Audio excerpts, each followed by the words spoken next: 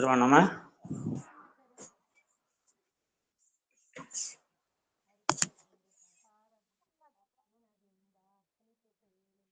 ಗುರುಭ್ಯೋ ನಮಃ. ಶಿವಾನಂದಗುರುಭ್ಯೋ ನಮಃ.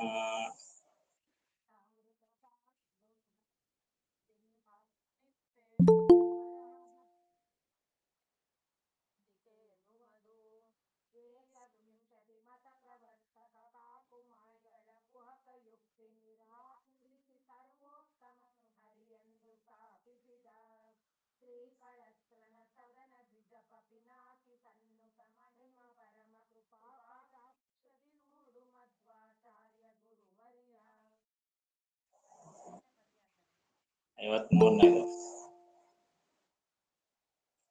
ಬಿತ್ತಿ ಬೀಜವ ಭೂಮಿಯೊಳು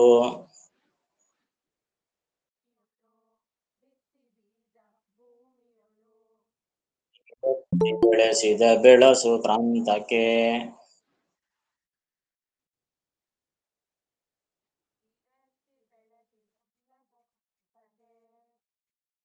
ಅಂದದಲ್ಲಿ ಲಕ್ಷ್ಮೀ ರಮಣ ಲೋಕಗಳ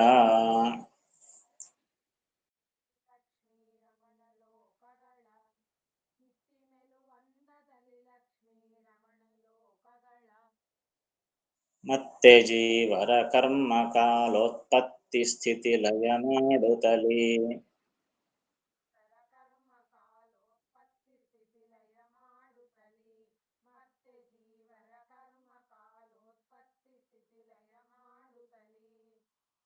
ಸಮವರ್ತಿ ಎನಿಸುವ ಖೇದ ಮೋದಗಳಿಲ್ಲ ಅನವರತ.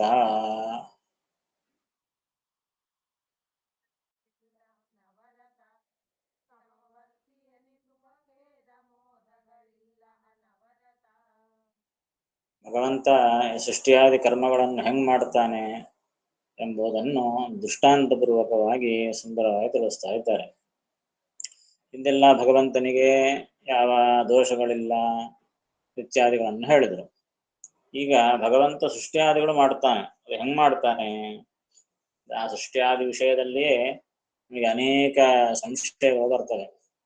ಸೃಷ್ಟಿ ಮಾಡ್ತಾನೆ, ಹೆಂಗ್ ಮಾಡ್ತಾನೆ ಸೃಷ್ಟಿ ಮಾಡೋದು ಅಂತಂದ್ರೆ ಎಲ್ಲರನ್ನ ಸಮಾನವಾಗಿ ಮಾಡ್ತಾನೇನು? ಈಗ ನೋಡ್ತಾ ಇದ್ರೆ ಹಾಗೇನಿಲ್ಲ. ಮತ್ತೆ ಎಲ್ಲರೂ ಸಮಾನದಾಗಿಲ್ಲ. ಅನೇಕ ರೀತಿಯಾದಂತಹ ಹೆಚ್ಚು ಕಡಿಮೆ ತಾರತಮ್ಯಗಳು.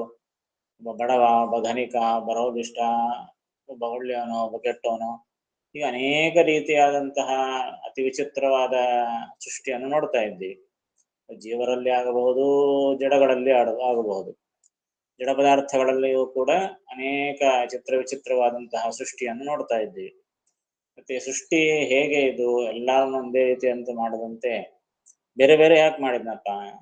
ಮನಸ್ಸಾ ಇರುತ್ತೆ ನಮ್ಮೆ, ಯಾಕೆ ಎಲ್ಲರನ್ನ ಒಂದೇ ರೀತಿ ಸೃಷ್ಟಿ ಮಾಡಿಬಿಟ್ಟಿದ್ರೆ ನಿಶ್ಚಿಂತಲ್ಲ? ಯಾಕೆ ಇಂತಾಪರಿ ಮಾಡೋದು ಯಾಕ? ಒಬ್ಬರ ಒದ್ದಾಡಿಸೋದು ಯಾಕ? ಒಬ್ಬರಿಗೆ ಒಳ್ಳೇದು ಮಾಡೋದು ಯಾಕ? ಇವೆಲ್ಲ ಯಾಕೆ ಮಾಡಬೇಕು ಅಂತ ನಮಗೆ ಅನೇಕ ಸಂಶಯಗಳು ಬರ್ತವೆ. ಭಗವಂತನಿಗೂ ಕೂಡ ಮತ್ತೆ ವೈಷಮ್ಯ, ಒಬ್ಬರಂದ್ರೆ ಇಷ್ಟ, ಒಬ್ಬರಂದ್ರೆ ಅನಿಷ್ಟ, ಇದು ಭಗವಂತನಿಗೆ ದೋಷ ಅಂತ ಆಯ್ತಲ್ಲ. ಹಾಗಾದ್ರೆ ಬೇಕಾದವರಿಗೆ ಮಾತ್ರ ಒಳ್ಳೇದು ಮಾಡೋದು, ಬೇಡದೇ ಇದ್ದವ್ರಿಗೆ ಕೆಟ್ಟದು ಮಾಡೋದು, ಇವೆಲ್ಲ ಮನುಷ್ಯರಿದ್ದಂತೆ ಆಯ್ತಲ್ಲ. ಮನುಷ್ಯನು ಹಂಗೆ ಮಾಡ್ತಾನೆ. ತನ್ನ ಸ್ನೇಹಿತರಿಗೆ, ಮಿತ್ರರಿಗೆ ಒಳ್ಳೇದು ಮಾಡ್ತಾನೆ, ಶತ್ರುಗಳಿಗೆ ದ್ವೇಷ ಮಾಡಿ ಅವರನ್ನ ತಾನು ಹಿಂಸೆ ಮಾಡ್ತಾನೆ. ಇವೆಲ್ಲ ದೋಷಗಳು ಭಗವಂತನಿಗೂ ಇದ್ದಂತೆ ಆಯ್ತಲ್ಲ. ಇವೆಲ್ಲ ಸಂಶಯಗಳು ಭಗವಂತನ ಸೃಷ್ಟಿಯಾದಿಗಳಲ್ಲಿ ಬರ್ತದೆ. ಇಷ್ಟು ಸಣ್ಣ ಒಂದು ಕೆಲಸ ಮಾಡಲಿಕ್ಕೆ ದೊಡ್ಡ ಆಯಾಸ ಆಗ್ತದೆ ನಮಗೆ. ಇಂತಹ 14 ಲೋಕಗಳನ್ನು ಸೃಷ್ಟಿ ಮಾಡೋದು ಇವೆಲ್ಲ ಮತ್ತೆ ಭಗವಂತನಿಂದ ಎಷ್ಟು ಶ್ರಮ ಆಗ್ತದೆ. ಅದೆಷ್ಟು ಶ್ರಮ ಭಗವಂತ ಯಾಕೆ ತಗೊಳ್ತಾನೆ? ಆ ಭಗವಂತನಿಗೆ ಎಷ್ಟು ಶ್ರಮ ತಗೊಳ್ಳೋದ್ರಿಂದ ಏನು ಪ್ರಯೋಜನ ಇದೆ? ಪ್ರಯೋಜನ ಇತ್ತು ಅಂತಂದ್ರೆ ಅವನು ಅಪೂರ್ಣನಾದಂತೆ ಆಯ್ತು, ಅರೆ ಭಗವಂತ ಅಪೂರ್ಣನಾದಂತೆ ಆಯ್ತಲ್ಲ. ಇವೆಲ್ಲ ಸಂಶಯಗಳು ಕೂಡ ಅವನಿಗೆ ಬರ್ತದೆ. ಹೋಗಲಪ್ಪ, ಸೃಷ್ಟಿ ಮಾಡಿದ, ಪಾಲನೆ ಮಾಡಿದ, ಪಾಲನೆ ಹೆಂಗ್ ಮಾಡ್ತಾ ಇದ್ದಾನೆ ಅದು ಒಂದು ಸಂಶಯ. ಮಾಡಿದ ಕೊನೆಗೆ ಎಲ್ಲರನ್ನ ಏನ್ ಮಾಡ್ತಾನೆ? ಸಂಹಾರ ಮಾಡಿಬಿಡ್ತಾನೆ. ಇದೇನು ವಿಚಿತ್ರ? ತಾನೇ ಹುಟ್ಟಿಸಿ, ತಾನೇ ಬೆಳೆಸಿ, ಕೊನೆಗೆ ತಾನೇ ಸಂಹಾರ ಮಾಡೋದು ಅಂದ್ರೆ ಇದೊಂದು ವಿಚಿತ್ರ. ಭಗವಂತ ಇಷ್ಟು ನಿರ್ದಯನಾಗ್ತಾನೇನು? ನಾವೇ ಒಂದು ಪದಾರ್ಥ ತಯಾರು ಮಾಡಿವಿ ಅಂತಂದ್ರೆ ಅದನ್ನ ನಾವೇ ಹೊಡೆದಾಕ್ತೀವಿ ಏನು? ನಾನ್ ಮಾಡಿದ್ದದು ಯಾಕೆ ಹಂಗ್ ಮಾಡ್ತೀರಿ ಅಂತ ಬೈತೀವಿ ನಾವು. ಒಂದು ಪೇಂಟಿಂಗ್ ಹಾಕಿವಿ, ಒಂದ್ ಅಳಿಸಿಬಿಟ್ಟ, ಸಿಟ್ಟು ಬರ್ತಾನ ನಮಗೆ. ನಾನು ಹಾಕಿದ ಪೇಂಟ್ ಯಾಕೆ ಅಳಿಸ್ತಿ ಅಂತ. ಅಂತಹದ್ದು ನಾವು ಹಾಕಿದ್ದು ನಾವೇ ಅಳಿಸಿಬಿಟ್ರೆ ಮಾಡ್ತೀವಿ ನಾವು. ನಾವು ತಯಾರು ಮಾಡಿದ್ದು ನಾವೇ ಮಾಡಿಬಿಟ್ರೆ. ಹೀಗೆ ಭಗವಂತನ ಮಕ್ಕಳು ಎಲ್ಲರ ಸೃಷ್ಟಿ ಮಾಡಿದ, ರಕ್ಷಣೆ ಮಾಡಿದ, ಎಲ್ಲರನ್ನ ಸಂಹಾರ ಮಾಡ್ತಾನಲ್ಲ, ಇದೇನು ವಿಚಿತ್ರ. ಸಂಹಾರ ಮಾಡೋ ಕಾಲಕ್ಕೆ ಪಾಪ ಭಗವಂತನಿಗೇನು ದುಃಖ ಆಗೋದಿಲ್ಲೇನು? ಎಲ್ಲ ಸಂಶಯಗಳು ಬರ್ತವೆ. ಸೃಷ್ಟಿ ಸ್ಥಿತಿ ಲಯಗಳು ಭಗವಂತ ಮಾಡ್ತಾನೆ ಅಂತಂದ್ರೆ ಅದರ ಹಿಂದೆ ಇಷ್ಟೆಲ್ಲ ಪ್ರಶ್ನೆಗಳು ಬರ್ತವೆ. ಅದಕ್ಕೆಲ್ಲ ಶಾಸ್ತ್ರ, ವೇದಗಳಲ್ಲಿ, ಉಪನಿಷತ್ತುಗಳಲ್ಲಿ, ಪುರಾಣಗಳಲ್ಲಿ ಇದಕ್ಕೆಲ್ಲ ದೃಷ್ಟಾಂತ ಪೂರ್ವಕವಾಗಿ ಸಮಾಧಾನವನ್ನು ಕೊಟ್ಟಿದ್ದಾರೆ ಶ್ರೀಮದಾಚಾರ್ಯರು, ಟೀಕಾರಾಯರು. ಇಂತಹ ಎಲ್ಲಾ ಪ್ರಶ್ನೆಗಳಿಗೂ ಕೂಡ ತಮ್ಮ ಗ್ರಂಥಗಳಲ್ಲಿ ಉತ್ತರಗಳನ್ನು ಕೊಟ್ಟಿದ್ದಾರೆ. ಅದನ್ನೇ ಇಲ್ಲಿ ದಾಸರಾಯರು ದೃಷ್ಟಾಂತ ಮೂಲಕವಾಗಿ ನಮಗೆ ಅರ್ಥವಾಗುವಂತೆ ಇಲ್ಲಿ ಹೇಳುತ್ತಾರೆ.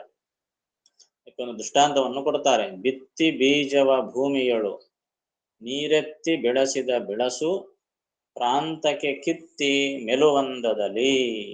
ಈ ಒಂದು ಉದಾಹರಣೆ ನಾವು ಅರ್ಥ ಮಾಡಿಕೊಂಡ್ರೆ ಚೆನ್ನಾಗಿ ಈ ಎಲ್ಲ ಪ್ರಶ್ನೆಗಳಿಗೂ ಕೂಡ ಸಮಾಧಾನ ಮುಂದೋಗ್ತದೆ.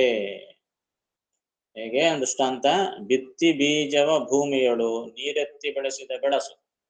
ಬೆಳಸು ಅಂತಂದ್ರೆ ಬೆಳೆಯುವವನು, ರೈತ ಅಂತ ಅರ್ಥ. ಬೆಳಸು ಅಂತಂದ್ರೆ ಬೆಳೆಸುವವನು, ಗಿಡ ಬೆಳೆಸುವವನು, ಫಸಲು ಬೆಳೆಸುವವನು ಯಾರು? ರೈತ. ರೈತ ಇದ್ದಂತೆ ಬೆಳಸು. ಆ ಬೆಳಸು ಏನ್ ಮಾಡ್ತಾನೆ? ಬೀಜವ ಬಿತ್ತಿ ಭೂಮಿಯಳು, ಭೂಮಿಯಲ್ಲಿ ಬೀಜವನ್ನು ಬಿತ್ತುತ್ತಾನೆ. ಬಿತ್ತಿನ ಮೇಲಕ್ಕೆ ಏನ್ ಮಾಡ್ತಾನೆ? ನೀರೆತ್ತಿ ಬೆಳೆಸಿದ, ನೀರು ಹಾಕಿ ಗೊಬ್ಬರ ಹಾಕಿ ಬೆಳೆಸ್ತಾನೆ.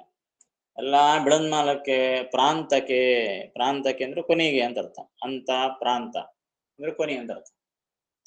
ಪ್ರಾಂತಕ್ಕೆ ಅಂದ್ರೆ ಕೊನೆಗೆ ಏನ್ ಮಾಡ್ತಾನೆ? ಕಿತ್ತಿ ಮೆಲುವಂದದಲ್ಲಿ ಅದನ್ನೆಲ್ಲ ಐರನ್ನೆಲ್ಲ ಕೊಯ್ದು ಬಿಡ್ತಾನೆ, ಕೊಯ್ದು ತಿಂದು ಬಿಡ್ತಾನೆ. ಹೋಗಿ ರೈತನ ಹತ್ರ ಹೋಗಿ ಜರಾಡಿದ್ರೆ, ಏನೋ ನೀನೇ ನೀರು ಹಾಕಿದಿ, ನೀನೇ ಬೆಳೆಸಿದಿ, ಕೊನೆಗೆ ಅದನ್ನ ಕಿತ್ತು ತಿಂದಿಬಿಟ್ಟಿಯಲ್ಲೋ ಅಂತಂದ್ರೆ ಏನಂತಾನೆ? ಮತ್ತೆ ಬೆಳೆಸಿದ್ದದಕ್ಕೆ ಅಲ್ಲ, ಕಿತ್ತು ತಿನ್ಲಿಕ್ಕೆ, ಹಂಗೆ ಬಿಡ್ಲಿಕ್ಕೇನು ಅಂತಂತಾನೆ ರೈತ. ಕಿತ್ತು ತಿಂದಿಬಿಟ್ಟಿಯಲ್ಲ ಅಂತಂದ್ರೆ ಹಾಗೆ ಭಗವಂತನು ಅಷ್ಟೆ. ತಾನೇ ಪೈರ ಹಾಕ್ತಾನೆ, ಬೆಳೆಸ್ತಾನೆ, ಅಂದ್ರೆ ಸೃಷ್ಟಿ ತಾನೇ ಮಾಡ್ತಾನೆ, ತಾನೇ ಸ್ಥಿತಿ ಮಾಡ್ತಾನೆ, ಕೊನೆಗೆ ಪ್ರಳಯ ಕಾಲದಲ್ಲಿ ತಾನೇ ಸಂಹಾರ ಮಾಡಿ ತಿಂದು ಬಿಡ್ತಾನಂತೆ. ಉಪನಿಷತ್ತು ಹೇಳುತ್ತದೆ. ಭಗವಂತ ಈ ಹರಿವಂಸಾರದಲ್ಲಿ ಕೂಡ ಹಿಂದೆ ಬಂತಲ್ಲ, ಹೀಗೆ ಇದೇ ಸಂಧ್ಯೆಯಲ್ಲಿ ಬ್ರಹ್ಮ, ರುದ್ರ, ವಾಯು ಎಲ್ಲರೂ ಕೂಡ ಅನ್ನ ಇದ್ದಂತೆ ಓದನವು ಅಂತ ಬಂತಲ್ಲ. ಓದನ ತುಪ್ಪ ಹಚ್ಕೊಂಡು ರಾಮ ಬೇರೆ ಬೇರೆ ದೇವತೆಗಳನ್ನೆಲ್ಲ ಶಾಖಗಳನ್ನಾಗಿ ಮಾಡಿಕೊಂಡು, ಪಲ್ಯಗಳನ್ನಾಗಿ ಮಾಡಿಕೊಂಡು ಒಳ್ಳೆ ಊಟ ಮಾಡಿಬಿಡ್ತಾನೆ. ಬ್ರಹ್ಮದ ಕ್ಷತ್ರಂಚ ಉಭೇ ಭವತ ಓದನ ಅಂತ ಎಲ್ಲರೂ ಕೂಡ ಆಹಾರ ಆಗಿಬಿಡ್ತಾರೆ ಭಗವಂತನಿಗೆ. ಒಳ್ಳೆ ತುನಿಕಾಯಿ ಹಚ್ಕೊಂಡು ತೊಗರಿ ಸಾರು ತಿಂದಂತೆ ಈ ಎಲ್ಲ ಜಗತ್ತನ್ನು ಭಗವಂತ ಪ್ರಳಯ ಕಾಲದಲ್ಲಿ ತಿಂದು ಬಿಡ್ತಾನೆ. ಅದಕ್ಕೆ ಅತಿಥಿ ಅಂತ ಭಗವಂತನನ್ನು ಕರೀತಾರೆ ಅಂತ ಹೇಳಿದರು ಹಿಂದೆ. ಅತಿಥಿ ಅಂದ್ರೆ ಅಷ್ಟೆಲ್ಲ ತಿಂಬುವನಾದ ಕಾರಣ ಭಗವಂತನಿಗೆ ಅತಿಥಿ ಅಂತ ಕರೀತಾರೆ. ಹೀಗಾಗಿ ರೈತ ಇದ್ದಂತೆ ಭಗವಂತ ಕೂಡ ಅಷ್ಟೇ. ಸೃಷ್ಟಿ ಮಾಡ್ತಾನೆ, ಬೆಳೆಸ್ತಾನೆ, ಕೊನೆಗೆ ಅದನ್ನ ಊಟ ಮಾಡಿಬಿಡ್ತಾನೆ, ತಿಂದು ಬಿಡ್ತಾನೆ. ಇದು ಭಗವಂತನ ವಿಚಿತ್ರವಾಗಿರತಕ್ಕಂತಹ ಲೀಲೆ. ಇದರಿಂದ ಎಲ್ಲಾ ಮೇಲಿನ ಅನೇಕ ಪ್ರಶ್ನೆಗಳಿಗೆ ಸಮಾಧಾನ ಬರ್ತದೆ. ಹೇಳಿದು ಸೃಷ್ಟಿ ಮಾಡುವ ಕಾಲಕ್ಕೆ ಎಲ್ಲರನ್ನ ಒಂದೇ ರೀತಿಯ ಸೃಷ್ಟಿ ಮಾಡ್ಬೋದಲ್ಲ. ಭಗವಂತನ ಯಾಕೆ ಇಷ್ಟು ಎಲ್ಲ ಭಿನ್ನ ಭಿನ್ನ ರೀತಿಯಿಂದ ಹಿಂಗ್ಯಾಕೆ ಸೃಷ್ಟಿ ಮಾಡಿದ? ಒಬ್ಬನ ಒಳ್ಳೆ ಸೃಷ್ಟಿ ಮಾಡಿದ, ಒಬ್ಬನ ಕೆಟ್ಟರನ್ನಾಗಿ ಸೃಷ್ಟಿ ಮಾಡಿದ, ಹಿಂಗೆ ಯಾಕೆ ಒಬ್ಬನ ಧನಿಕರನ್ನಾಗಿ ಮಾಡಿದ, ಒಬ್ಬನ ಬಡವರನ್ನಾಗಿ ಮಾಡಿದ? ಇಷ್ಟೆಲ್ಲ ವೈಪರೀತ್ಯಗಳು, ಭೇದಗಳು, ಈ ತಾರತಮ್ಯ ಎಲ್ಲ ಯಾಕೆ ಸೃಷ್ಟಿ ಮಾಡ್ತಾನೆ ಭಗವಂತ ಅಂತ ಪ್ರಶ್ನೆಗೂ ಇದೇ ಸಮಾಧಾನ. ಏನು? ಈ ಬೆಳಸು ರೈತನನ್ನು ಕೂಡ ಹೋಗಿ ನಾವು ಇದೇ ಪ್ರಶ್ನೆ ಕೇಳಿದ್ರೆ, ಏನಪ್ಪಾ ರೈತ, ನೀ ಬೆಳೆಸೋ ಕಾಲಕ್ಕ ಎಲ್ಲ ಒಂದೇ ರೀತಿಯ ಬೆಳೆಸಬಾರ್ದು. ನೋಡು, ಮಾವಿನ ಗಿಡ ಬೆಳೆಸಿದಪ್ಪ, ಮಾವಿನಕಾಯಿ ತಿಂದ್ರೆ ಚಂದ ಒಳ್ಳೆ ಸಿಹಿಯ ಇರ್ತದ. ಇನ್ನೊಂದ್ ಕಡೆಗೆ ನೀನು ಬೇವಿನ ಗಿಡ ಬೆಳೆಸಿದಿ, ಅದು ನೋಡಿದ್ರೇನಾ ಕೈ ತಿಂದ್ರೇನೆ ಕೈ ತಿನ್ಲಿಕ್ಕೆ ಬರೋದಿಲ್ಲ. ಒಂದು ಸಿಹಿಯಾಗಿ ಸೃಷ್ಟಿ ಮಾಡಿದಿ, ಇನ್ನೊಂದೇನೋ ಕೈಯಾಗಿ ಸೃಷ್ಟಿ ಮಾಡಿದೆ. ಹುಣಸೆ ಗಿಡ ಬೆಳೆಸಿದಿ, ಅದು ಹುಳ್ಳಾಗಿರ್ತದ. ಹಿಂಗ್ಯಾಕೆ ಸೃಷ್ಟಿ ಮಾಡಿದ್ಯಪ್ಪ? ಎಲ್ಲ ಸಿಹಿ ಹಣ್ಣುಗಳು ಬರುವಂತೆ ಎಲ್ಲದಕ್ಕೂ ಸೃಷ್ಟಿ ಮಾಡಬಾರದು. ಅಂತ ರೈತನ್ನ ಕೇಳಿದರೆ ಅವನೇನಂತಾನ, ಎಲ್ಲ ಹುಚ್ಚಪ್ಪ, ನಾ ಏನ್ ಮಾಡ್ತೀನೋ, ಆ ಬೀಜದ ಸ್ವಭಾವ ಅಷ್ಟೇ ಅದು. ಆ ಮಾವಿನ ಹಣ್ಣಿನ ಬೀಜ ಅದು ಬೆಳೆಸಿದ್ರೆ ಆ ಹಣ್ಣು ಬಂದ್ರೆ ಹಣ್ಣು ಸಿಹಿಯಾಗಿರೋದು ಆ ಬೀಜದಲ್ಲೇ ಇರತಕ್ಕಂತಹ ಸ್ವಭಾವ ಅದು. ನಾ ಏನದನ್ನು ಸೃಷ್ಟಿ ಮಾಡಿಲ್ಲ. ಮತ್ತೆ ಗಿಡ ಬಂತಲ್ಲ, ಬಂತು, ನಾ ಏನ್ ಮಾಡಿದೆ, ನಾನು ಬಿತ್ತಿದೆ ಅಷ್ಟೇ. ಭೂಮಿಯಲ್ಲಿ ಬಿತ್ತು ನೀರು ಹಾಕೋದು ಮಾತ್ರನೇ ನಮ್ಮ ಕೈಯಲ್ಲಿರೋದು. ಆ ಬೆಳೆಯೋದು, ಆ ರುಚಿ ಬರೋದು ಅವೆಲ್ಲ ಆ ಬೀಜದ ಸ್ವಭಾವ ಅಷ್ಟೇ. ನಾ ಏನ್ ಮಾಡಿದೆ, ಅದನ್ನ ಬಿತ್ತೋದು ಮಾತ್ರ ಮಾಡಿದೆ. ಬಿತ್ತಿಲ್ಲ ಅಂತಾದರೆ ಅದು ಗಿಡ ಬೆಳಿಲಿಕ್ಕೆ ಸಾಧ್ಯ ಇಲ್ಲ. ಆ ಬೀಜ ತನ್ನಷ್ಟಕ್ಕೆ ತಾನೇ ಭೂಮಿಯಾಗ ಹೋಗಿ ತಾನೇ ಬೆಳೆಯೋದಿಲ್ಲ, ಅದಕ್ಕೆ ಆ ಶಕ್ತಿ ಇಲ್ಲ. ಅದಕ್ಕಾಗಿ ಅದನ್ನು ನಾನು ಮಾಡಿನಷ್ಟೇ, ಭೂಮಿಯಲ್ಲಿ ಬಿತ್ತಿದೆ. ಹೀಗಾಗಿ ನೆಲದ ಗುಣ ಚೆನ್ನಾಗಿತ್ತು, ಆ ಬೀಜದ ಗುಣ ಚೆನ್ನಾಗಿತ್ತು, ಅಲ್ಲಿ ಸಿಹಿ ಹಣ್ಣು ಬರ್ತದೆ.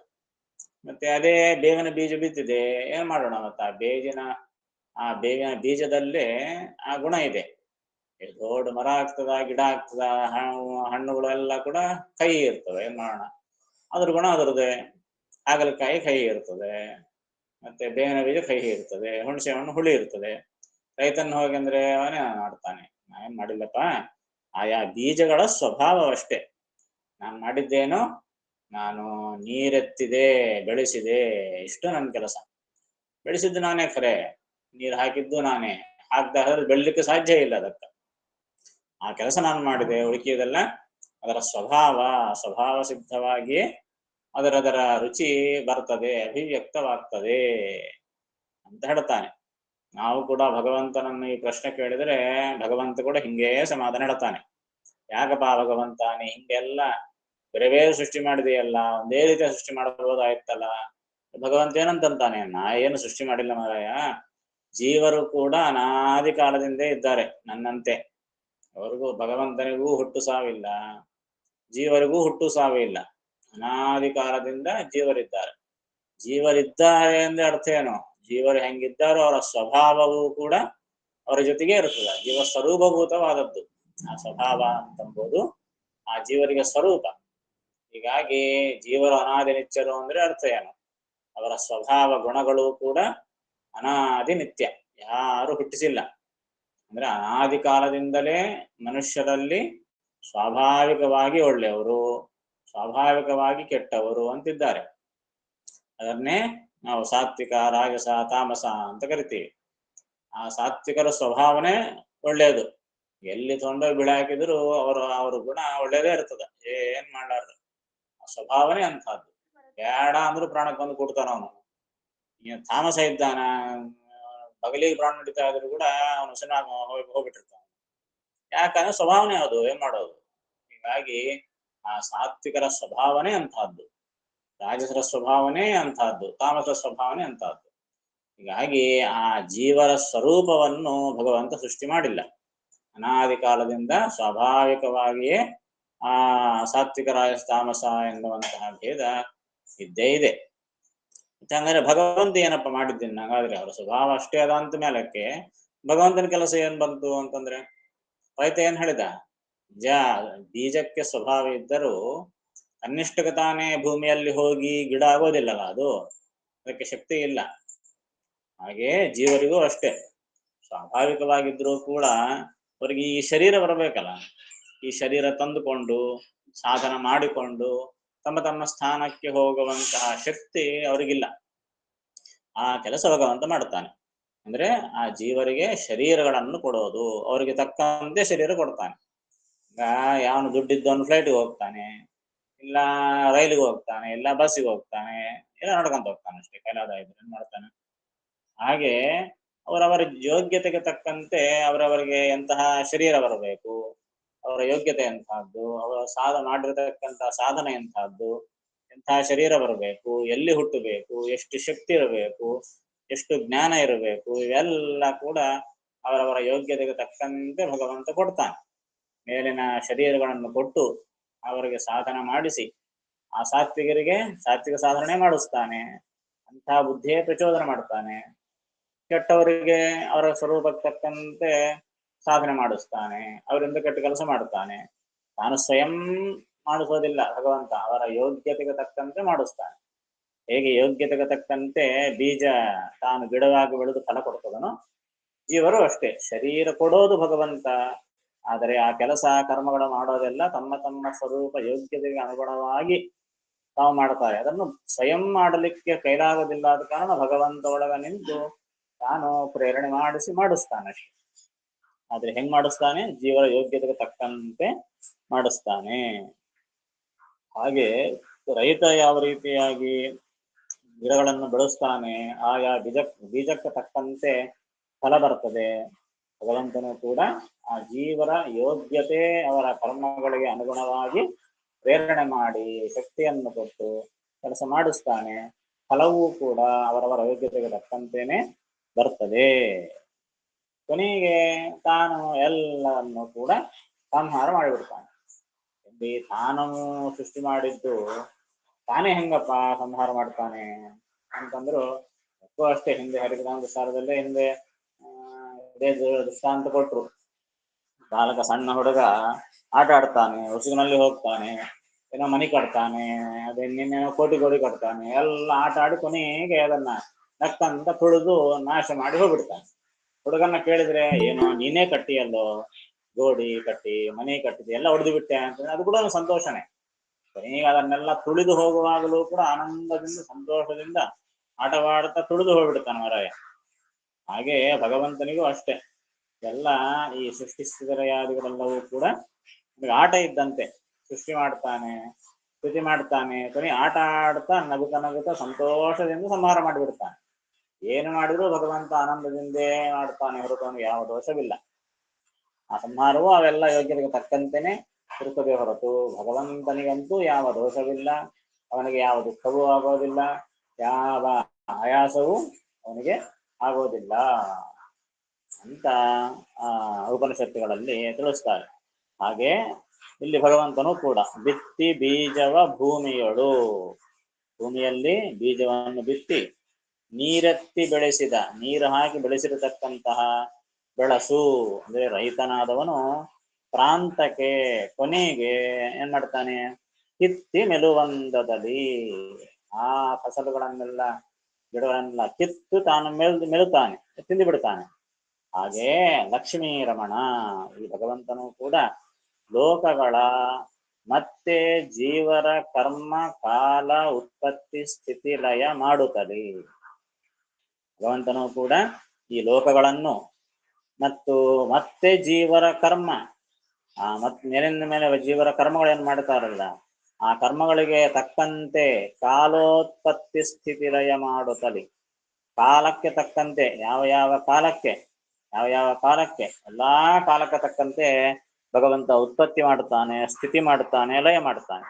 ಯಾವ ಕಾಲಕ್ಕೆ ಅವನು ಹುಟ್ಟಬೇಕು, ಯಾವ ಕಾಲಕ್ಕೆ ಅವನು ಹೆಂಗ ರಕ್ಷಣೆ ಮಾಡಬೇಕು, ಯಾವ ಕಾಲಕ್ಕೆ ಲಯ ಮಾಡಬೇಕು, ಇವೆಲ್ಲ ಕಾಲಕ್ಕೆ ತಕ್ಕಂತೆ ಮಾಡ್ತಾನೆ. ಪ್ರತಿಯೊಂದು ಕ್ಯಾಲ್ಕುಲೇಟೆಡ್.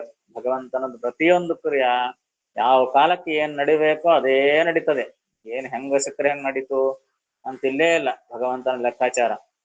ಹೀಗಾಗಿ ಕಾಲಕ್ಕೆ ತಕ್ಕಂತೆ ಉತ್ಪತ್ತಿ ಸ್ಥಿತಿ ಲಯ ಇವೆಲ್ಲ ಮಾಡ್ತಾನೆ ಭಗವಂತ. ಅವನಿಗೆ ಮಾತ್ರ ಸಮವರ್ತಿ ಎನಿಸುವ, ಭಗವಂತನಿಗೆ ಸಮವರ್ತಿ ಅಂತ ಹೆಸರು. ಸಮವರ್ತಿ ಅಂದ್ರೆ ಯಮಧರ್ಮರಾಜನಿಗೂ ಹೆಸರು. ಯಾಕೆ? ಕಾರಣ ಇದೆ. ಸಮವರ್ತಿ, ಎಲ್ಲರಲ್ಲಿಯೂ ಸಮಾನವಾಗಿ ವರ್ತಿಸುತ್ತಾನೆ, ಸಮಾನವಾಗಿ ಎಲ್ಲರ ಬಗ್ಗೆ ತಾನು ನಡೆದುಕೊಳ್ತಾನೆ. ಅದಕ್ಕಾಗಿ ಭಗವಂತನಿಗೆ ಸಮವರ್ತಿ. ಯಮಧರ್ಮರಾಜನಿಗೂ ಅಷ್ಟೇ. ನರಕಲೋಕಕ್ಕೆ ಹೋದ್ರೆ ನನ್ನವನು ಬೇರೆಯವನು ಅಂತ ಏನಿಲ್ಲ, ಪಾಪ ಮಾಡಿದ್ದೇ ಇಲ್ಲ ಅಷ್ಟೇ, ಮಾಡಿದ್ರೆ ಬೀಳು ನರಕದಲ್ಲಿ ಅಷ್ಟೇ ಹೊರತು ಅಲ್ಲಿ ರೆಕಮೆಂಡೇಶನ್ಸು ನಮ್ಮವರು ಬೇರೆಯವರು ಅಂತ ಇಲ್ಲೇ ಇಲ್ಲ. ಅದಕ್ಕೆ ಅವನಿಗೆ ಸಮವರ್ತಿ ಅಂತ. ಮತ್ತೆ ಮೂಲತಃ ಭಗವಂತ ಸಮವರ್ತಿ. ಅವನಿಗೂ ಅಷ್ಟೇ ಅನ್ನವರು ತನ್ನವರು ಏನಿಲ್ಲ. ನೀನು ಪುಣ್ಯ ಮಾಡಿದೆಯಾ ಪಾಪ ಮಾಡಿದ್ಯಾ, ನಿನ್ನ ಕರ್ಮ ಹೇಗಿದೆ, ನಿನ್ನ ಸ್ವಭಾವ ಹೇಗಿದೆ, ಅದಕ್ಕೆ ತಕ್ಕಂತೆ ನಾನು ಮಾಡಿಸ್ತೀನಿ ಅಂತ ಮಾಡ್ತಾನಷ್ಟೇ. ಇದನ್ನೇ ಸಮವರ್ತಿ ಅಂತ ಕರೀತಾರೆ. ಸಮವರ್ತಿ ಎಂಬ ಶಬ್ದಕ್ಕ ಎಲ್ಲರನ್ನೂ ಸಮಾನವಾಗಿ ನೋಡ್ತಾನೆ ಅಂತ ಅರ್ಥ ಅಲ್ಲ. ಹಂಗ ನೋಡೋಣ ಇಲ್ಲಲ್ಲ, ಒಬ್ಬೊಬ್ಬರು ಒಂದೊಂದು ರೀತಿ ಮಾಡ್ತಾರೆ. ಆದರೂ ಭಗವಂತನಿಗೆ ಸಮವರ್ತಿ ಅಂತ ಕರೀತಾರೆ. ಯಾಕಪ್ಪ? ಒಬ್ಬೊಬ್ಬರನ್ನ ಒಂದೊಂದ್ ತರ ನೋಡಿದ್ರು ಕೂಡ ಭಗವಂತನಿಗೆ ಸಮಾನವಾಗಿ ನೋಡ್ತಾನೆ ಅಂತ ಯಾಕೆ ಕರೀತಾರೆ ಅಂತಂದ್ರೆ, ಸಮವರ್ತಿ ಎಂಬ ಶಬ್ದಕ್ಕೆ ಅರ್ಥ ಏನು? ಸಮಾನವಾಗಿ ನೋಡೋದು ಎಂಬ ಶಬ್ದಕ್ಕೆ ಅರ್ಥ ಏನು, ಎಲ್ಲರಿಗೂ ಈಕ್ವಲ್ ಆಗಿ ಹಾಕ್ತಾನೆ ಅಂತ ಅರ್ಥ ಅಲ್ಲ. ಊಟ ಕೊಡೋ ಮುಂದ ಹೇಳ್ತಾರೆ ಎಲ್ಲರಿಗೂ ಸಮಾನವಾಗಿ ಬಿಡಿಸ್ರಪ್ಪ, ಪಂಕ್ತಿ ಭೇದ ಮಾಡಬೇಡ್ರಿ, ಸಮಾನವಾಗಿ ಬಿಡಿಸ್ರಿ ಅಂತ ಹೇಳ್ತಾರೆ. ನಾನು ಬಿಡಿಸೋರು ಹಂಗೆ ಬಿಡಿಸ್ತಾರೆ ಏನು ಪಾಪ. 90 ವರ್ಷ ಮುದುಕ ಕೂದಿರ್ತಾನೆ, 10 ವರ್ಷ ಹುಡುಗ ಕೂದಿರ್ತಾನೆ, 40 ವರ್ಷದವರು ಕೂದಿರ್ತಾರೆ. ದಡ್ಡ ಹಾಕ್ತಾ ಇರೋ ಕಾಲಕ್ಕೆ ಹುಡುಗರಿಗೆ ಒಂದು ಹಾಕ್ತಾನೆ, ಮತ್ತೆ ಯುವಕರಿಗೆ ಒಂದೆರಡು ಹಾಕ್ತಾನೆ, ಮುದುಕರಿಗೆ ಒಂದು ಹಾಕ್ತಾನೆ. ಏನೋ ಎಲ್ಲರಿಗೂ ಸಮಾನವಾಗಿ ಬಡಿಸು ಅಂತಂದ್ರೆ ಯಾಕೆ ಹಿಂಗ್ ಬಡಿಸಿದೆ ಅಂತಂದ್ರೆ, ಸಮಾನ ಎಂಬ ಶಬ್ದಕ್ಕೆ ಅರ್ಥ ಏನು, ಯಾರ್ಯಾರು ಎಷ್ಟೆಷ್ಟು ತಿಂತಾರೋ ಅವರ ಯೋಗ್ಯತೆಗೆ ತಕ್ಕಂತೆ ಹಾಕೋದೇ ಸಮಾನ ಅಂತ ಕರೀತಾರೆ. ಲೋಕದಲ್ಲಿಯೂ ಕೂಡ ಅಷ್ಟೇ, ಅದನ್ನೇ ಸಮಾನ ಅಂತ ಕರೆಯೋದು. ಶಾಲೆಯಲ್ಲಿ ಉಪಾಧ್ಯಾಯ ಪಾಠವನ್ನು ಎಲ್ಲರಿಗೂ ಸಮಾನವಾಗಿ ಹೇಳ್ತಾನೆ, ಪೇಪರ್ ಕರೆಕ್ಷನ್ ಸಮಾನವಾಗಿ ಮಾಡ್ತಾನೆ. ಎಲ್ಲಿ ಮಾಡಿರಿ, ಒಬ್ರಿಗೆ 30 ಹಾಕಿರಿ, ಇನ್ನೊಬ್ರಿಗೆ 60 ಹಾಕಿರಿ, ಇನ್ನೊಬ್ರಿಗೆ 90 ಹಾಕಿರಿ, ಸಮಾನ ಆಗಿರಿ. ಹೆಂಗ್ ನೋಡಿದ ಅಂತಂದ್ರೆ ಅಲ್ಲಿ ಸಮಾನ ಶಬ್ದಕ್ಕೆ ಅದೇ ಅರ್ಥ. ಯಾರ್ಯಾರು ಎಷ್ಟೆಷ್ಟು ಬರೆದಾರೆ, ಹೆಂಗೆಂಗ್ ಬರಿದ್ದಾರೆ, ಅವರ ಸಮಾಧಾನಕ್ಕೆ ತಕ್ಕಂತೆ ಮಾರ್ಕ್ ಹಾಕೋದನ್ನೇ ಸಮಾನ ಅಂತ ಕರೀತಾರೆ. ಅಂದ್ರೆ ಸಮಾನ ಶಬ್ದಕ್ಕೆ ಅರ್ಥ ಏನಾಯ್ತು ಅವಾಗ ಅಂದ್ರೆ, ನನ್ನವರು ತನ್ನವರು ಬೇರೆಯವರು ಅಂತ ನೋಡದೆ ಅವರವರ ಯೋಗ್ಯತೆಗೆ ತಕ್ಕಂತೆ ಹಾಕ್ತಾನೆ ಎಂಬುದಕ್ಕೆ ಸಮಾನ ಅಂತ ಅರ್ಥ. ಹಾಗೆ ಭಗವಂತನು ಕೂಡ ಸಮವರ್ತಿ ಅಂದ್ರೆ ಅರ್ಥ ಏನು, ಎಲ್ಲರನ್ನೂ ಸಮಾನ ಅಂತ ಅರ್ಥ ಅಲ್ಲ, ಅವರವರ ಯೋಗ್ಯತೆಗೆ ತಕ್ಕಂತೆ ತಾನು ಹಾಕೋದನ್ನೇ ಸಮಾನ ಅಂತ ಕರೀತಾರೆ. ಸಮವರ್ತಿ ಎನಿಸುವ, ಅದಕ್ಕೆ ಭಗವಂತನಿಗೆ ಸಮವರ್ತಿ ಅಂದ್ರೆ ಅವರವರ ಯೋಗ್ಯತೆಗೆ ತಕ್ಕಂತೆ ತಾನು ಅವರಿಗೆ ಸಮಾನನಾಗಿ ವರ್ತನೆ ಮಾಡ್ತಾನೆ ಅಂತ ಅರ್ಥ. ಆಗ ಮಾಡೋದ್ರಿಂದ ಭಗವಂತನಿಗೆ ಖೇದ ಮೋದಗಳಿಲ್ಲ ಅನವರತ. ಅನವರತ ಅಂದ್ರೆ ಯಾವಾಗಲೂ, ಸೃಷ್ಟಿ ಮಾಡಿದ್ರು ಅಷ್ಟೇ, ಸ್ಥಿತಿ ಮಾಡಿದ್ರು ಅಷ್ಟೇ, ಸಂಹಾರ ಮಾಡಿದ್ರು ಅಷ್ಟೇ, ಅನವರತ. ಯಾವಾಗಲೂ ಭಗವಂತನಿಗೆ ಖೇದ ಮೋದಗಳು ಇಲ್ಲ. ಖೇದನೂ ಇಲ್ಲ, ಮೋದನೂ ಇಲ್ಲ. ಖೇದ ಅಂದ್ರೆ ದುಃಖ, ಅಯ್ಯೋ ಸಂಹಾರ ಮಾಡಿಬಿಟ್ನೆ ಅಂತ ಖೇದನೂ ಇಲ್ಲ, ಹಬ್ಬ ಸೃಷ್ಟಿ ಮಾಡಿದ್ನಲ್ಲಪ್ಪ ಅಂತ ಮೋದನೂ ಇಲ್ಲ. ಅದೇ ಎಲ್ಲ ಕಡೆಗೂ ಮೋದನೆ ಅಂದ್ರೆ ಅರ್ಥ. ಮೋದ ಇಲ್ಲ ಸಂತೋಷ ಇಲ್ಲ ಅಂತ ಅರ್ಥ ಅಲ್ಲ. ಮತ್ತ ಏನು ಮಾಡಿದ್ರು ಸಂತೋಷನೇ ಅವನಿಗೆ.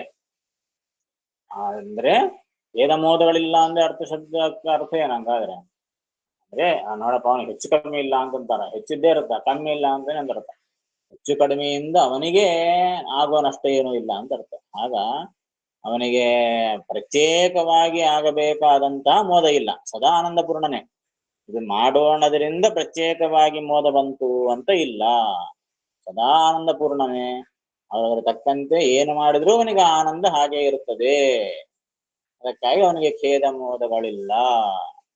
ಸೃಷ್ಟಿ ಮಾಡಿದ್ರು ಆನಂದನೇ, ಸ್ಥಿತಿ ಮಾಡಿದ್ರು ಆನಂದನೇ, ಲಯ ಮಾಡಿದ್ರು ಆನಂದನೇ, ಜ್ಞಾನ ಕೊಟ್ಟರು ಆನಂದನೇ, ಅಜ್ಞಾನ ಕೊಟ್ಟರು ಆನಂದನೇ, ಎಲ್ಲ ತನ್ನ ಸಂಕಲ್ಪ ಪ್ರಕಾರವಾಗಿ ಮಾಡ್ತಾ ಇರ್ತಾನೆ. ಅದಕ್ಕಾಗಿ ಭಗವಂತನಿಗೆ ಸದಾ ಮೋದನೆ ಹೊರತು ಖೇದ ಎಂದಿಗೂ ಇಲ್ಲ ಅಂತ ದೃಷ್ಟಾಂತ ಪೂರ್ವಕವಾಗಿ ಆ ಭಗವಂತನ ಸೃಷ್ಟಿಸ್ಥಿತಿ ಲಯಾದಿಗಳಿಗೆ ಆ ವಿವರಣೆಯನ್ನು ಇಲ್ಲಿ ದಾಸರಾಯರು ಕೊಡ್ತಾ ಇದ್ದಾರೆ.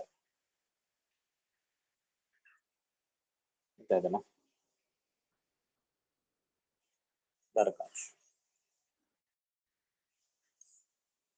ಭೂಮಿಯಲ್ಲಿ ಬೀಜವನ್ನು ಬಿತ್ತಿ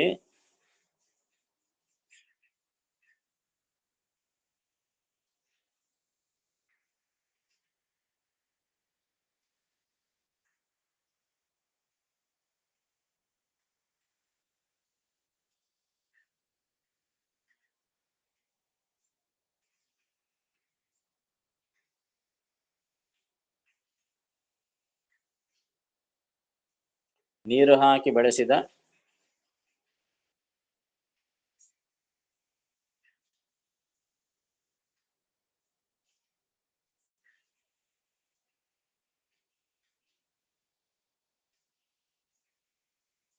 ಬೆಳೆಯನ್ನು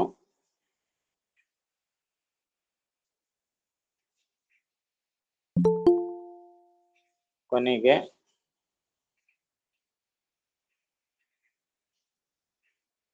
ಕಿತ್ತಿ ತಿನ್ನುವಂತೆ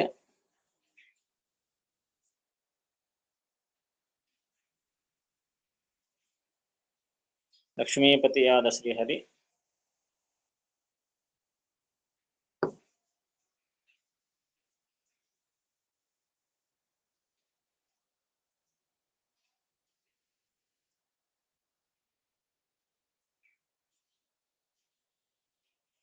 ಲೋಕಗಳನ್ನು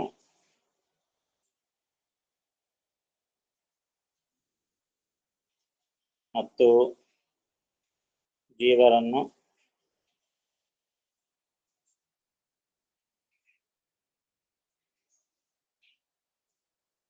ಅವರ ಕರ್ಮಗಳಿಗೆ ತಕ್ಕಂತೆ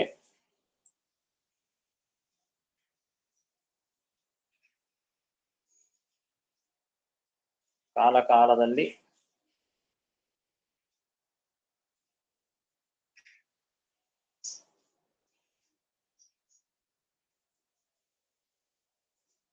ಸೃಷ್ಟಿ ಸ್ಥಿತಿ ಲಯಗಳನ್ನು ಮಾಡುತ್ತಾ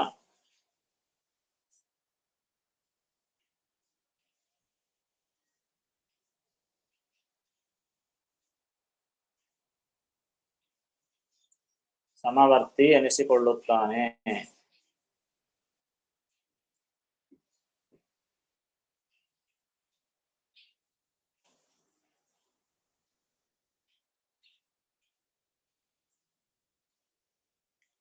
ಅವನಿಗೆ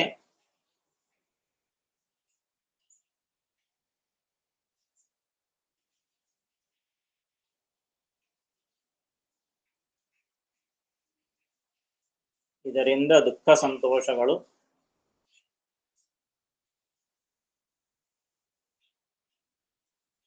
ಎಂದಿಗೂ ಇಲ್ಲ.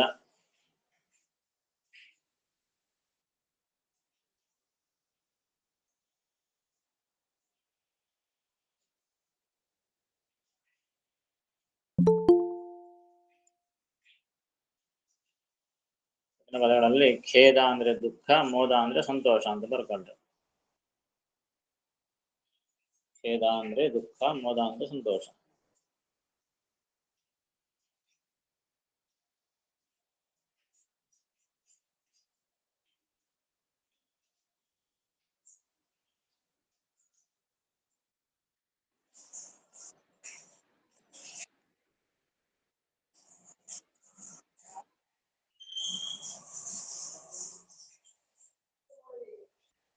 ಬಿತ್ತಿ ಬೀಜವ ಭೂಮಿಯೊಳು ನೀರೆತ್ತಿ ಬೆಳೆಸಿದ ಬೆಳಕು ಕಾಂತಕ್ಕೆ.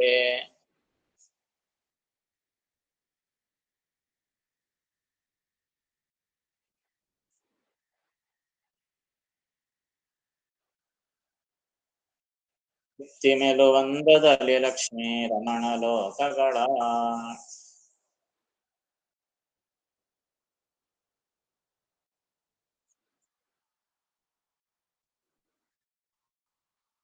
ಅತ್ಯ ಜೀವರ ಕರ್ಮ ಕಾಲೋತ್ಪತ್ತಿ ಸ್ಥಿತಿ ಲಯ ಮಾಡುತ್ತಲೇ.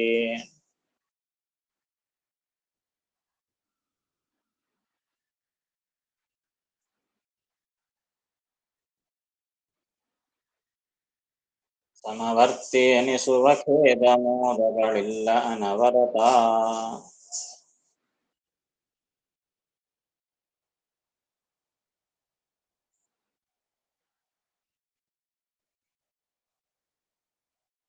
ಶ್ವಸನ ರುದ್ರೇಂದ್ರ ಪ್ರಮುಖ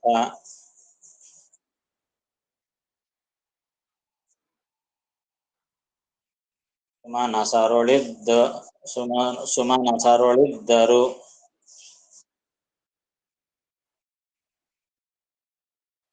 ಕ್ಷುತ್ಪಿಪಾಸಗಳೊಷದೊಳಿಪ್ಪವು.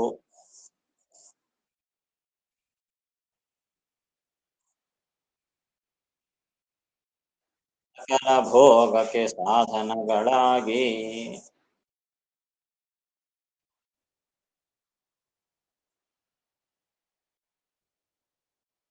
ಅಸುರ ಪ್ರೇತ ಪಿಶಾಚಗಳ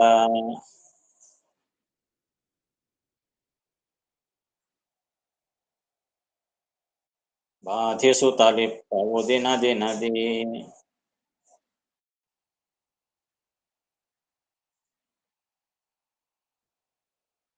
ಆನಿಸರೊಳಗೆ ಮೃಗ ಪಕ್ಷಿ ಜೀವರೊಳಿದ್ದು ಹೋಗುವವು.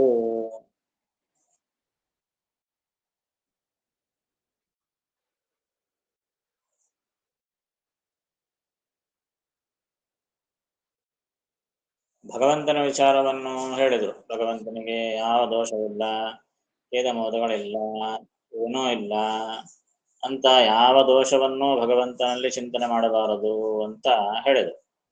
ಇನ್ನು ಹಾಗಾದ್ರೆ ಈ ಬ್ರಹ್ಮಾದಿ ದೇವತೆಗಳಿದ್ದಾರೆ, ಮತ್ತೆ ಅವರನ್ನು ಹೆಂಗ್ ಚಿಂತನೆ ಮಾಡಬೇಕು? ಅವರಲ್ಲಿ ಎಲ್ಲಾ ದೋಷಗಳು ಏನಂತವ ಅಂತನ ಇಲ್ಲ ಅಂತನ ಹೆಂಗ ನಾವು ಚಿಂತನೆ ಮಾಡಬೇಕು ಎಂಬುದನ್ನು ಇಲ್ಲಿ ತಿಳಿಸ್ತಾರೆ. ಭಗವಂತನಿಗೆ ಯಾವುದೂ ದೋಷ ಇಲ್ಲ. ಹೆಚ್ಚು ಕಡಿಮೆ ಆಗೋದು, ಹಸಿವಿ, ಬಾಯಾರಿಕೆ, ನೀರಡಿಕೆ ಇವೆಲ್ಲ ದೋಷವೇ. ಅವು ಕೂಡ ಭಗವಂತನಿಗಿಲ್ಲ. ಹಸಿವು ಆಯ್ತಪ್ಪ, ಬೇಳೆ ಬೇಳಕ್ಕೆ ಏನೋ ತಿನ್ಬೇಕು ಅಂತಂಬುದೇನೂ ಇಲ್ಲ ಭಗವಂತನಿಗೆ. ಹಸಿವಿದು ತೃಷಿಗಳು ಕೂಡ ದೋಷಗಳೇ ಅವು. ಮತ್ತೆ ಹಾಗೆ ಬ್ರಹ್ಮಾದೇವತೆಗಳು ಕೂಡ ಇರ್ತದೋ ಇರೋದಿಲ್ಲೋ ಅಂದ್ರೆ ಅದಕ್ಕೆ ಹೇಳ್ತಾರೆ, ಶ್ವಸನ, ರುದ್ರ, ಇಂದ್ರ, ಪ್ರಮುಖ, ಸುಮನಸರುಳಿದ್ದರೂ ಕ್ಷುತ್ಪಿಪಾಸಗಳು ವಶದೊಳಿಪ್ಪವು ಸಕಲ ಭೋಗಕ್ಕೆ ಸಾಧನಗಳಾಗಿ. ಶ್ವಸನ, ಶ್ವಸನ ಅಂತಂದ್ರೆ ವಾಯುದೇವರು, ರುದ್ರ, ರುದ್ರದೇವರು, ಇಂದ್ರ, ಇಂದ್ರದೇವರು, ಪ್ರಮುಖ ಇವರೇ ಮೊದಲಾದ ಸುಮನಸರುಳು ಇದ್ದರು. ಸುಮನಸರು ಅಂದ್ರೆ ದೇವತೆಗಳು. ಸುಮನಸರುಳು ಇದ್ದರು, ಆ ದೇವತೆಗಳಲ್ಲಿ ಇದ್ರೂ ಕೂಡ, ಏನಿದ್ರು ಕೂಡ ಕ್ಷುತ್ ಪಿಪಾಸಗಳು. ಕ್ಷುತ್ ಅಂದ್ರೆ ಹಸಿವೆ, ಪಿಪಾಸ ಅಂತಂದ್ರೆ ನೀರಡಿಕೆ. ಹಸಿವಿ ನೀರಡಿಕೆ ಈ ವಾಯುದೇವರು, ರುದ್ರದೇವರು, ಇಂದ್ರದೇವರು ಎಲ್ಲಾ ದೇವತೆಗಳಲ್ಲಿ ಕೂಡ ಇರ್ತವಂತ ಇವು. ಯಾವು ಕ್ಷುತ್ ಪಿಪಾಸಗಳು ಇದ್ರೂ ಕೂಡ ಹೆಂಗಿರ್ತವು? ವಶದೊಳಿಪ್ಪವು, ಅವರ ವಶದಲ್ಲಿ ಇರ್ತವಂತ, ಅವರ ಕಂಟ್ರೋಲ್ನಾಗಿರ್ತವ. ಕಂಟ್ರೋಲ್ನಾಗಿದ್ದು ಸಕಲ ಭೋಗಕ್ಕೆ ಸಾಧನಗಳಾಗಿ, ಎಲ್ಲ ಭೋಗಗಳಿಗೆ ಅವು ಸಾಧನೆ ಅಂತ ಆಗ್ತದೆ. ಅವರಲ್ಲಿರತಕ್ಕಂತಹ ದೇವತೆಗಳಲ್ಲಿರತಕ್ಕಂತಹ ಹಸಿವಿ, ನೀರಡಿಕೆ ಇವು ಸದಾ ಅವರ ಕಂಟ್ರೋಲ್ನಾಗಿರ್ತವೆ. ನಮಗೆ ಕಂಟ್ರೋಲ್ನಾಗ ಇರೋದಿಲ್ಲ ಮಾತು. ನಾವು ಹೇಳ್ದಂಗೆ ಕೇಳ್ತೇವೆ ನಾವು, ಅವು ಹೇಳ್ದಂಗೆ ನಾವು ಕೇಳ್ತೀವಿ ಅಷ್ಟೇ. ಹೀಗಾಗಿ ನಾವು ಹೇಳ್ದಂಗೆ ಕೇಳೋ ಹಂಗಿದ್ರೆ ಹತ್ತೆ ಕಾಯಿಸಿದ್ರು ಕೂಡ ಮಾಡ್ತಾ ಇದ್ವಿ. ಹಂಗ ಕೇಳೋದಿಲ್ಲ ಅವು. ನಾವು ಅದರ ಕೈಯಲ್ಲಿದ್ದೀವಿ ಅಷ್ಟೇ ಹೊರತು ನಮ್ಮ ಕೈಯಲ್ಲಿ ಅವು ಇಲ್ಲ. ಈ ಹಸಿವಿ, ನೀರಡಿಕೆ ಇವೆಲ್ಲ ಅದು ಹಸಿವಿ ಆದಾಗ ತಿಂತೀವಿ, ನೀರಡಿಕೆ ಆದಾಗ ಕುಡಿತೀವಿ. ಅವರ ವಶದಲ್ಲಿ ನಾವಿದ್ದೀವಿ ಅಷ್ಟೇ. ದೇವತೆಗಳು ಹಂಗಲ್ಲ, ಅವರ ವಶದಲ್ಲಿ ಇವೆಲ್ಲ ಇರ್ತವ. ಹಸಿವಿ ಬೇಕು ಅಂದ್ರೆ ಆಗ್ತಾ, ಬೇಡ ಅಂದ್ರೆ ಬೇಡ ಬೇಡ. ನೀರಡಿಕೆ ಬೇಕು ಅಂದ್ರೆ ಆಗ್ತಾ, ಇಲ್ಲದ್ರೆ ಇಲ್ಲೇ ಇಲ್ಲ. ಆದರೂ ಕೂಡ ಅವರಿಗೆ ಈ ಹಸಿವಿ ನೀರಡಿಕೆಗಳಿಂದ ದುಃಖ ಅಂಬೋದಾಗೋದಿಲ್ಲ. ನಮಗೇನು ಹಸಿವಾಯಿದ್ರೆ ಭಯಂಕರ ಬಾಯ್ ಬಾಯ್ ಬಿಡ್ಕೊಂತೀವಿ, ಒಂದ್ 2 ನಿಮಿಷ ಆಲಸ್ಯ ಆಗಬಾರ್ದು, ಮುಗಿದೇ ಹೋಯ್ತು, ಎದುರಿದ್ದವರು ನರಕ. ಹಾಗೆ ನಮಗ ಅಷ್ಟು ಭಯಂಕರ ಆಗ್ತದ ಹಸಿವೆ ಆಗಲಿ ನೀರಡಿಕೆ ಆಗಲಿ. ಆದ್ರೆ ದೇವತೆಗಳಿಗೆ ಅವರ ವಶದಲ್ಲಿರ್ತವೆ. ಆದ ಕಾರಣ ಇವೆಲ್ಲ ಏನಾಗ್ತವೆ ಅಂದ್ರೆ ಅವರ ಭೋಗಗಳಿಗೆ ಸಾಧನಗಳಾಗ್ತವಂತ. ಅವರು ತಿಂದ್ರು ಕುಡಿದ್ರು ಕೂಡ ಅದು ಭಗವತ್ ಪ್ರೀತಿಗೆ ಸಾಧನ ಆಗ್ತದೆ. ಆ ರೀತಿಯಾಗಿ ಅವ್ರು ತಿಂತಾರೆ, ಕುಡಿತಾರೆ. ಎಲ್ಲ ರಿವರ್ಸ್ ನಮ್ದೆಲ್ಲ. ತಿಂದ್ರು ಕುಡಿದ್ರು ಎಲ್ಲ ವ್ಯತಿರೇಕನೇ. ತಿನ್ನಬಾರದು ತಿಂತೀವಿ, ಕುಡಿಯಬಾರದು ತಿಂತೀವಿ, ತಿನ್ನಬಾರದ ಸಮಯದಲ್ಲಿ ತಿಂತೀವಿ, ಕುಡಿಯಬಾರದು ಕುಡಿದಲ್ಲಿ ಕುಡಿತೀವಿ. ಹೀಗೆ ನಮ್ದೆಲ್ಲ ವ್ಯತಿರೇಕನೇ. ಅದು ಭಗವಂತನ ಪ್ರೀತಿಗೆ ಅದು ಕಾರಣ ಆಗೋದೇ ಇಲ್ಲ. ಆದ್ರೆ ಅವರಿಗೆ ಮಾತ್ರ ಅವರ ಭೋಗಕ್ಕೆ ಆ ಭೋಗಗಳು ಕೂಡ ಸಾಧನಗಳಾಗ್ತವ ಅವರಿಗೆ. ಅದೋ ಒಂದು ಯಜ್ಞ ಅಂತ ಚಿಂತನೆ ಮಾಡುತ್ತಾರೆ, ಅದೋ ಒಂದು ಭಗವಂತನ ಪೂಜೆ ಅಂತ ಅವ್ರು ಮಾಡುತ್ತಾರೆ. ಹೀಗಾಗಿ ಹಸಿವೆ ನೀರಡಿಕೆಗಳು ಎಂಬುದು ನಮಗ ಇದ್ದಂತೆ ಬಾಧೆ ಕೊಡೋದಿಲ್ಲ, ಇದು ಒಂದು ಪಾಯಿಂಟು. ಮತ್ತು ಆ ಭೋಗಗಳು ಕೂಡ ಅವರಿಗೆ ಸಾಧನಗಳಾಗ್ತವೆ. ಎರಡೂ ನಮಗಿಲ್ಲ, ನಮ್ಮ ವಶದಲ್ಲಿ ಅವು ಇಲ್ಲ, ಮತ್ತು ಅವಿಂದ ನಮಗೆ ಬಾಧೆ ಆಗ್ತದೆ.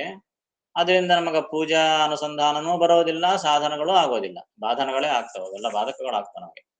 ಹೀಗೆ ಆ ದೇವತೆಗಳ ವಿಚಾರ. ಶ್ವಸನ, ರುದ್ರ, ಇಂದ್ರ, ಪ್ರಮುಖ, ಸುಮನಸರುಳು ಇದ್ದರೂ ಕ್ಷುತ್ ಪಿಪಾಸಗಳು ವಶದೊಳಿಪ್ಪವು, ಅಂದ್ರೆ ಅವರ ವಶದಲ್ಲಿ, ಅವರ ಕಂಟ್ರೋಲ್ನಾಗ ಇರ್ತವೆ ಅವೆಲ್ಲ. ಮತ್ತು ಸಕಲ ಭೋಗಕ್ಕೆ ಸಾಧನಗಳಾಗಿ, ಎಲ್ಲಾ ಭೋಗಗಳು ಕೂಡ ಸಾಧನಗಳಾಗಿ, ಆ ಎಲ್ಲ ಭೋಗಕ್ಕೂ ಇವು ಹಸಿವು ನೀರಡಿಕೆ ಎಂಬುವು ಸಾಧನ ಆಗ್ತದೆ, ಬಾಧಕಗಳು ಎಂದಿಗೂ ಆಗೋದಿಲ್ಲ. ಇದು ದೇವತೆಗಳ ವಿಚಾರ. ಹಾಗೆ ಬೇರೆ ಬೇರೆ ಅಸುರ, ಪ್ರೇತ, ಪಿಶಾಚಗಳ, ಅಸುರರಿಗೂ ಪ್ರೇತರಿಗೂ ಪಿಶಾಚಗಳಿಗೂ ಕೂಡ ಹಸಿವಿ ನೀರಡಿಕೆ ಆಗ್ತವ. ಅವ್ರಿಗೆ ಹೆಂಗಿರ್ತವ ಅಂದ್ರೆ ಬಾಧಿಸುತ್ತಲಿಪ್ಪವು ದಿನ ದಿನದಿ. ಅವರಿಗೆ ಪೂರ್ತಿ ರಿವರ್ಸ್ ಅನ್ನ ಮಾತು. ದೇವತೆಗಳಿಗೆ ಪೂರ್ತಿ ವ್ಯತಿರೇಕ. ಅವ್ರಿಗೆ ಹಸಿವಿ ನೀರಡಿಕೆ ಬಾಯಾರಿಕೆ ಆಗ್ತದ ಅಂದ್ರೆ ಹೆಂಗಾಗ್ತವ? ಭಯಂಕರ ಆಗ್ತವ. ಚಿತ್ರವಾಗಿರತಕ್ಕಂಥ ಹಸಿವಿ, ವಿಚಿತ್ರವಾದ ನೀರಡಿಕೆ, ಎಷ್ಟು ತಿಂದ್ರೂ ಹೊಟ್ಟೆ ತುಂಬೋದಿಲ್ಲ. ಎಷ್ಟು ಕುಡಿದ್ರೂ ಅವರಿಗೆ ಬಾಯಾರಿಕೆ ತೀಗೋದಿಲ್ಲ. ಯಾಕೆ ಆ ಜನ್ಮನೇ ಅಂತಹದ್ದು. ಹಾಗೆ ಅವರು ಹಸಿವಿನ ಎರಡಿಕೆಯಿಂದ ಭಯಂಕರವಾಗಿ ಒದ್ದಾಡ್ತಾರೆ. ಅದರಿಂದ ಏನ್ ಕುಡಿದ್ರು ಏನ್ ತಿಂದ್ರು ಅದೇನ್ ತೃಪ್ತಿ ಎಂಬುದೇ ಆಗೋದಿಲ್ಲ ಅವರಿಗೆ. ಅಸುರ ಪ್ರೇತ ಪಿಶಾಚಗಳ ಬಾಧಿಸುತ್ತಲಿಪ್ಪವು ದಿನ ದಿನದೀ ಪ್ರತಿನಿತ್ಯ ಅವ್ರನ್ನ ಬಾಧೆಗೊಳಿಸ್ತವೆ. ನಮ್ಮ ಮಧ್ಯದಲ್ಲಿದ್ದೀವ ನಮ್ಮಂತವ್ರು ಮಾನಸರೊಳಗೆ ಮೃಗ ಪಕ್ಷಿ ಜೀವರೊಳಿದ್ದು ಹೋಗುವವು. ಮನುಷ್ಯರಲ್ಲೇ ಆಗಲಿ ಮೃಗ ಪಕ್ಷಿ ಮೊದಲಾದ ಜೀವರಲ್ಲೇ ಆಗಲಿ ಅವರಿಗೂ ನಮಗೂ ಹಸಿವೆ ನಡಿಕೆ ಆಗ್ತವ. ನಮಗ್ ಹೆಂಗಾಗ್ತವ? ಹಂಗ ದೇವತೆಗಳಿಗೆ ಇದ್ದಂತೆ ನಮಗ ಸಾಧನ ಆಗೋದಿಲ್ಲ. ಮತ್ತೆ ಅಸುರ ಪ್ರೇತ ಪಿಶಾಚಿಗಳಿದ್ದಂತೆ ನಮಗೆ ಭಯಂಕರ ತೊಂದರೆ ಕೊಡೋದಿಲ್ಲ. ಹಸಿವು ಆಯ್ತಾ? ಆಯ್ತಪ್ಪ, ಹಸಿವು ಆಯ್ತು, ತಿಂದ್ವೆ, ಹಸಿವು ಹೋಯ್ತು. ನೀರಡಿಕೆ ಆಯ್ತು, ನೀರು ಕುಡಿದ್ವೆ, ನೀರಡಿಕೆ ಹೋಯ್ತು. ಬರ್ತವ ಹೋಗ್ತವ, ಆಯಾ ಕಾಲಕ್ಕೆ ಬರ್ತವ. ಹಸಿವಾಗ್ತದ ಹೋಗ್ತದ, ನೀರಡಿಕೆ ಆಗ್ತದ ಹೋಗ್ತದೆ.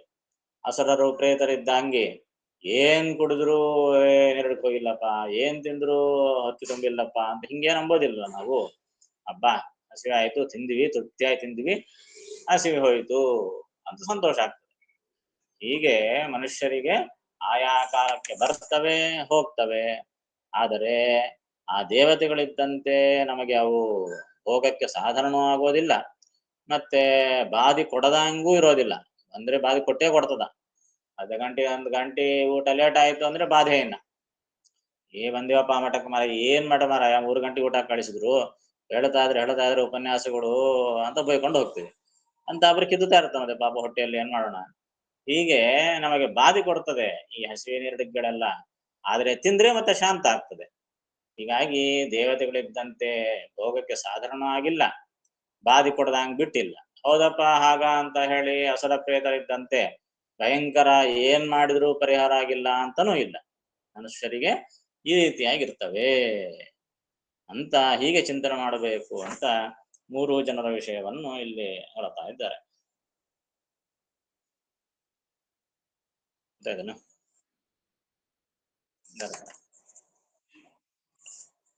ವಾಯುದೇವರು,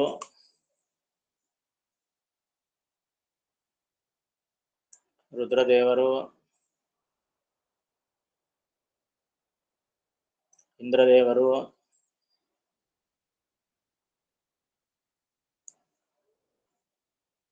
ಮೊದಲಾದ ದೇವತೆಗಳಲ್ಲಿ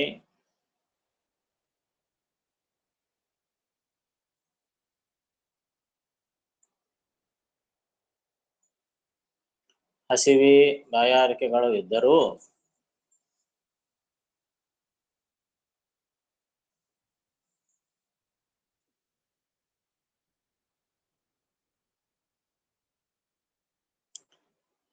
ಅವರ ವಶದೊಳಗಿದ್ದು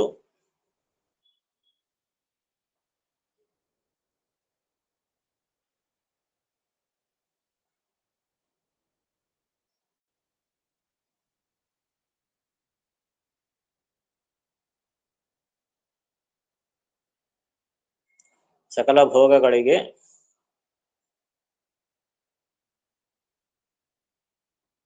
ಸಾಧನೆಗಳಾಗುತ್ತವೆ.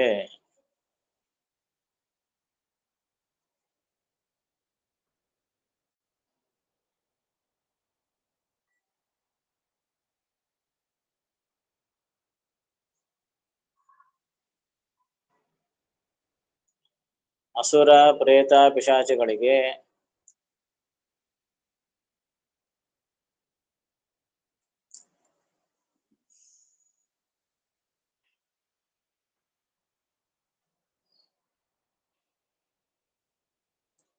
ಈ ಹಸಿವೆ ಬಾಯಾರಿಕೆಗಳು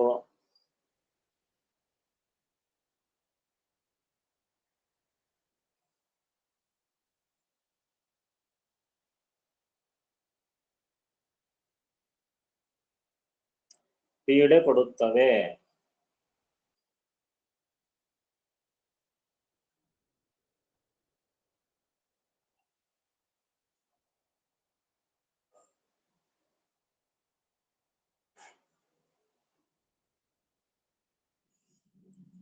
ಮನುಷ್ಯರಲ್ಲಿ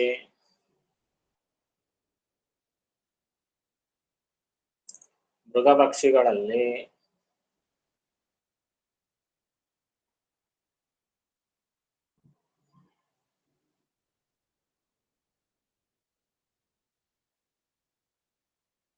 ಪ್ರತಿನಿತ್ಯವೂ ಇದ್ದು ಹೋಗುತ್ತವೆ.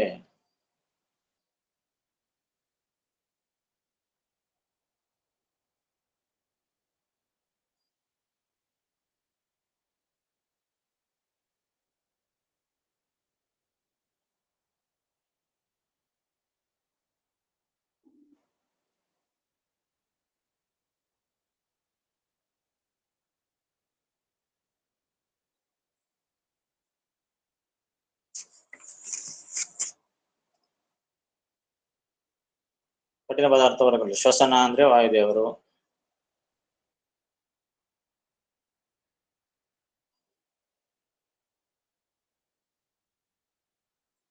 ಶ್ವಸನ ಅಂದ್ರೆ ವಾಯುದೇವರು. ಸುಮನಸರು ಅಂದ್ರೆ ದೇವತೆಗಳು.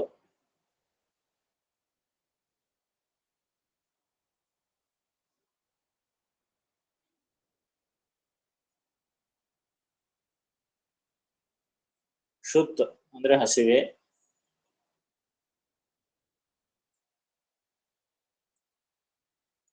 ಪಿಪಾಸ ಅಂದ್ರೆ ನೀರಡಿಕೆ.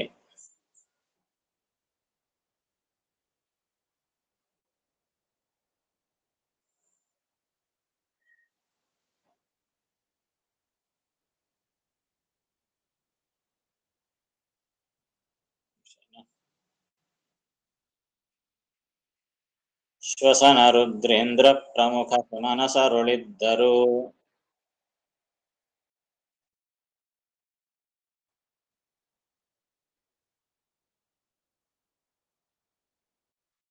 ಪಿಪಾಸಗಳು ಶದೊಳಿಪ್ಪವು ಸಕಲ ಭೋಗಕ್ಕೆ ಸಾಧನಗಳಾಗಿ.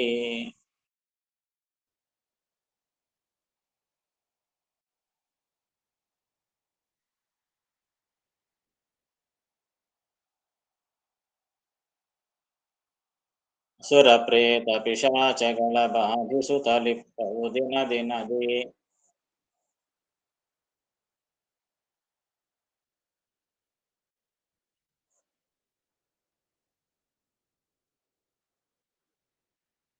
ಮಾನಿಸರೊಳಗೆ ಮೃಗ ಪಕ್ಷಿ ಜೀವರಳಿದ್ದು ಹೋಗುವವು.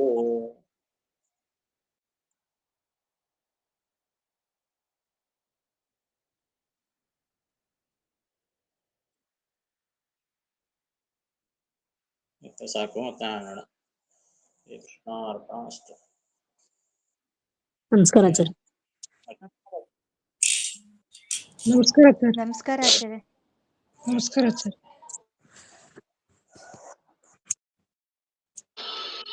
ನಮಸ್ಕಾರ ಆಚಾರ್ಯ. ಹರೇ ಶ್ರೀನಿವಾಸ.